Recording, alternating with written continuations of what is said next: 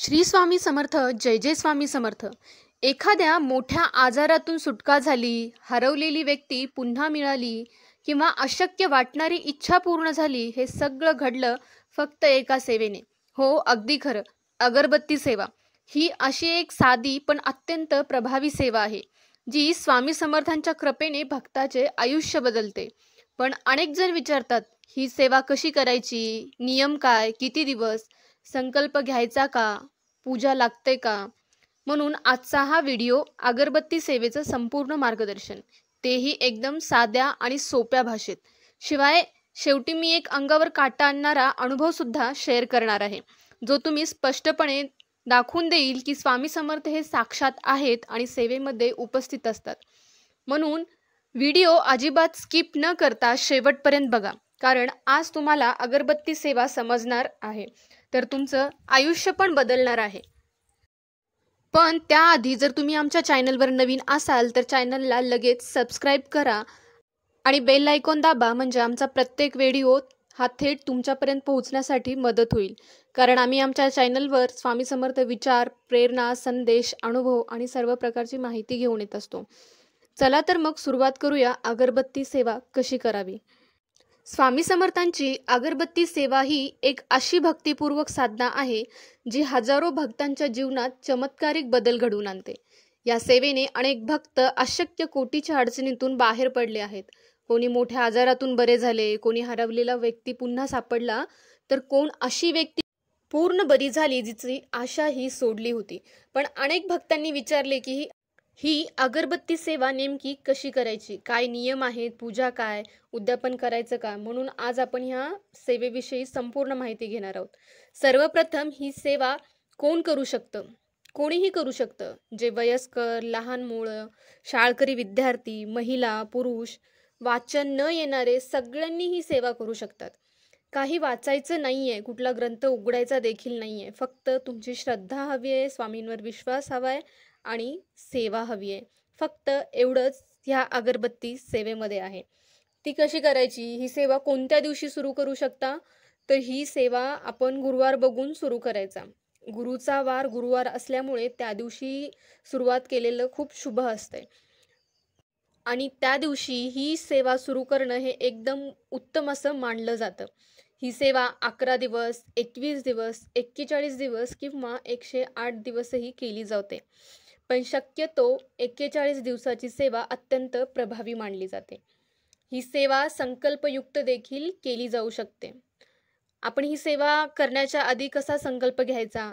तर काय करायचं, उजव्या हातात पाणी, फूल, अक्षदा घ्या आणि आपलं जो काही संकल्प आहे तो स्वामींसमोर बोला आणि तुम्ही किती दिवसाची सेवा करणार आहात हे देखील स्वामींना सांगा. आणि निर्विघ्न पार पाडण्यासाठी सुद्धा त्यांनाच बोला, कारण आपल्या हातात काही नसतं. जर स्वामीची इच्छा असेल तर ते निर्विघ्नपणे पूर्णपणे पार पडेल. त्यासाठी सर्वात अगोदर स्वामींजवळ प्रार्थना करून घ्या आणि मग हे सर्व करून झाल्यावर आपलं नाव, गोत्र, किती दिवसाची सेवा आहे, कोणत्या इच्छेसाठी सेवा करत आहात, हे सर्व मनोभावे स्वामींना सांगा.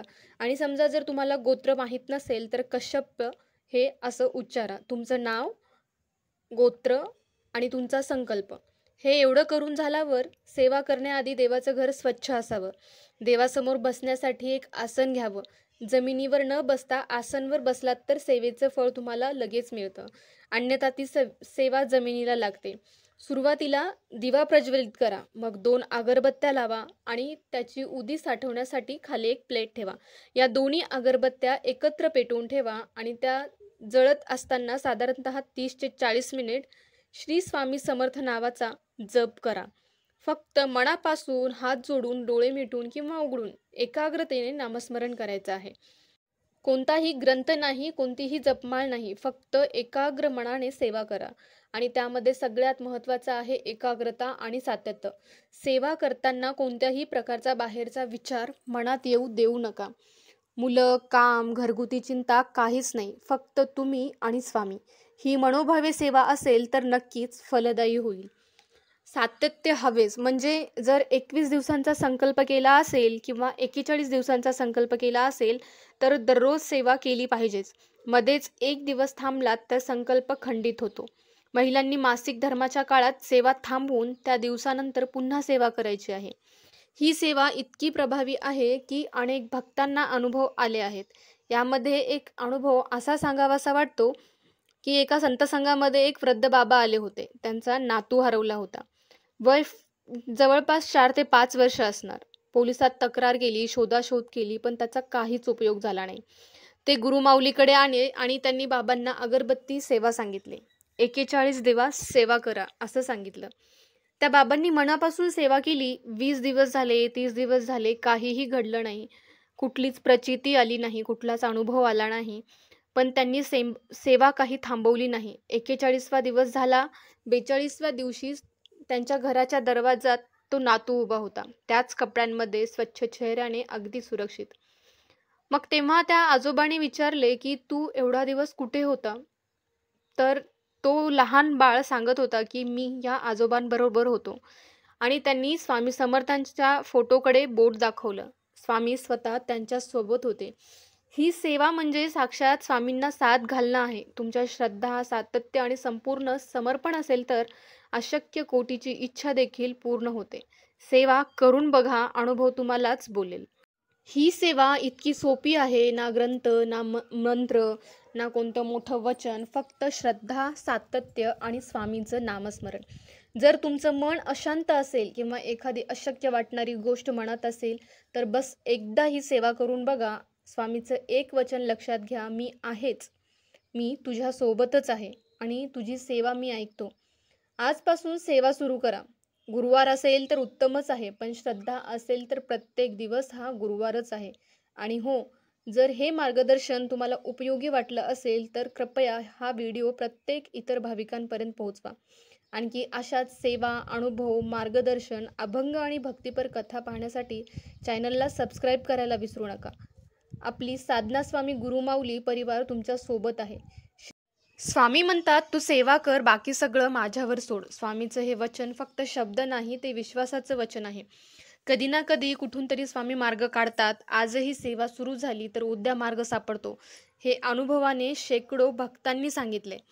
तुझा विश्वास सेवेमध्ये असेल तर माझं अस्तित्व अनुभवायला नक्कीच येईल. एक वेळ अशी येते जेव्हा सर्व मार्ग बंद होतात आणि तेव्हाच सेवा ही एकमेव वाट उरत असते. शब्द ऐकून वाटत असेल की ही गोष्ट दुसऱ्यांची आहे, पण सेवा सुरू केलीस तर ही गोष्ट तुमची देखील होऊ शकते. स्वामींच्या सेवेला सुरुवात केलात ना तर काळजीची शेवट आणि विश्वासाची सुरुवात होईल.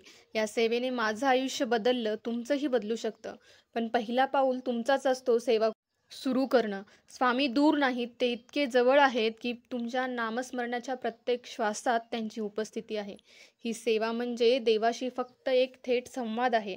वाचन नाही, पुस्तक नाही, फक्त तळमळ आणि भक्ती. यातून स्वामी तुम्हाला उत्तर देतात. कधीच न बोलणाऱ्या संकटांनाही श्री स्वामी समर्थ हे नाम ऐकून मागे हटावं लागतं. हे अनुभवानं सिद्ध झाले. ही सेवा तुमचं संकट नक्कीच बदलवून ठेवेल, तर तुमचं संपूर्ण आयुष्य बदलवेल. मग मग करा लगेच सेवेला सुरुवात. आणि आपण भेटूया दुसऱ्या व्हिडिओमध्ये. तोपर्यंत श्री स्वामी समर्थ. जय जय स्वामी समर्थ.